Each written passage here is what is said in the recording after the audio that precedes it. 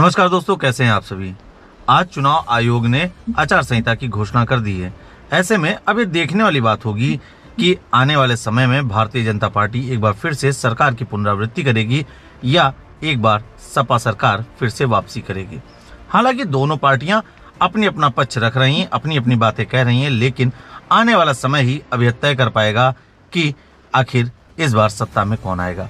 वैसे अगर हम आपको बात करें तो चुनाव आयोग 7 चरणों में मतदान कराने की तैयारी में है, जिसमें अगर हम बात करें तो पहला चरण 10 फरवरी 2022 को होगा, दूसरा चरण 14 फरवरी को और तीसरा चरण 20 फरवरी को होगा। इन सबके साथ ही चौथा चरण 23 फरवरी और पांचवा चरण 27 फरवरी को होगा। छठा चरण 3 मार्च और सातवां तथा अंतिम चरण 7 मार्च को होगा और इसके बाद 10 मार्च को गिनती हो जाएगी। यानी कि 10 मार्च को पूरी तरीके से डिसाइड हो जाएगा कि सत्ता में फिर से भाजपा वापस आ रही है या सपा अपनी साइकिल की रफ्तार बढ़ाएगी या कांग्रेस आएगी या बहुजन समाज पार्टी जीत हासिल करेगी। अभी कुछ भी कहना संभव नहीं है, लेकिन इन सब के बीच में कुछ चीजें ट्रेंडिंग हो रही हैं, कुछ चीजें ट्विटर पर ट्रेंड कर रही हैं। हम कहेंगे कि उनको भी गौर करना आवश्यक है, क्योंकि जहां अभी तक सारे राजनीतिक समीकरण, राजनीतिक जितने भी लोगों के पूर्वानुमान थे, वो क्या रंग दिखाएंगे ये तो आने वाला समय बता पाएगा। लेकिन अभी तक जो कयास लगाए जा रहे थे, उन कयासों के आधार पर अगर हम बात करें तो ट्विटर पे जो ट्रेंडिंग है, अगर उसका भी हम निर्णय निकालें तो उस पर भी यह क्लियर नहीं कहा जा सकता है कि आने वाले समय में किसकी सरकार आ रही है।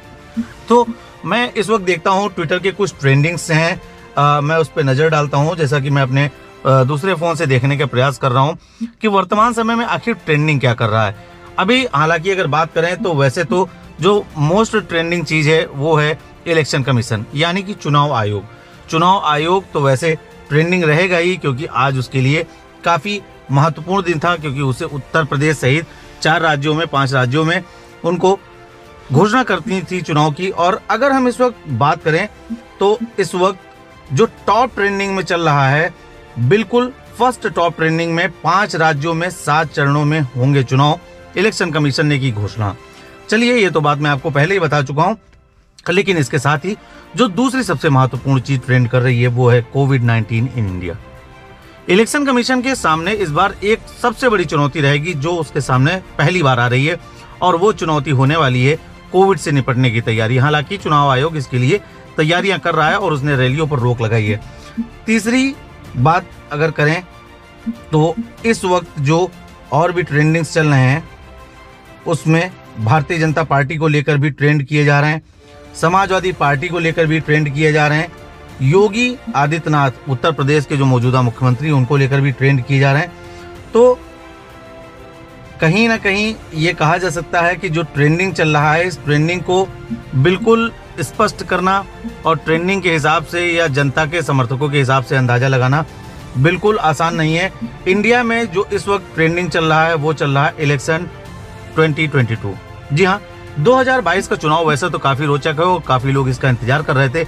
इंतजार भी इसलिए क्योंकि कई लोग यह सोच रहे हैं, हो सकता है सत्ता में परिवर्तन हो सकता है भारतीय जनता पार्टी एक बार फिर वापस करे या संघर्ष कर रही कांग्रेस सत्ता में फिर से आ सके। दूसरे में ट्रेंडिंग कर रहा है प्ले स्टोर, तीसरा नंबर पर ट्रेंडिंग कर रहा है इलेक्शन कमीशन, चौथे नंबर पर संत रामपाल महाराज जी। 5वें नंबर की अगर बात करें तो 5वें नंबर पर वर्तमान समय में ट्रेंडिंग कर रहा है योगी जी फिर आएंगे। हम आपको दिखाएंगे स्क्रीन पर कि आप देख सकते हैं कि 5वें नंबर पर ट्रेंड कर रहा है योगी जी फिर आएंगे, और इसी के साथ ही संत रामपाल महाराज जी फिर ट्रेंड कर रहा है चुनाव आयोग, रब दी मेहर जैस्मिन, जो भी ये ट्रेंडिंग है। और अब महत्वपूर्ण बात जो हमने कही, वो महत्वपूर्ण बात आती है मार्च अखिलेश, यानी कि मार्च में ही चुनाव आयोग के नतीजे आने हैं और मार्च में अखिलेश को लेकर ट्रेंड किया जा रहा है, और वहीं फिर आगे योगी सरकार एक बार फिर ट्रेंडिंग में है। तो ये ट्रेंडिंग क्या होता है हम आपको सबसे पहले बताते हैं। ट्विटर पर जो यूजर होते हैं, जो सक्रिय यूजर्स होते हैं, वो अपनी किसी बात को रखकर हैशटैग के साथ कोई एक विशिष्ट बात रखते हैं। अब देखने वाली बात ये होती है कि जो उनका हैशटैग होता है उसको कितने यूजर्स पसंद करते हैं और वह किस तरह से उसको रिट्वीट करने लगते हैं, बढ़ाने लगते हैं। हालांकि हमने आपको वर्तमान समय के जो भी ट्रेंडिंग टॉपिक्स थे उनके बारे में जानकारी दी है। आने वाले समय में राजनीतिक पार्टियां किस तरह से मेहनत करती हैं, सत्ता में कौन आता है, 2022 में कौन आता है, ये तो देखने वाली बात होगी। लेकिन आज अगर किसी को सबसे ज्यादा दुख हो रहा होगा तो उन तमाम राजनेताओं को दुख हो रहा होगा जिनमें कईयों के सामने आज की तारीख अथवा 10 मार्च के बाद से पूर्व लग जाएगा। जल्दी से आप बताइए कि आप 2022 में किसकी सरकार बनाने जा रहे हैं। हो सकता है कि आपकी बात ट्रेंड करने लगे। धन्यवाद।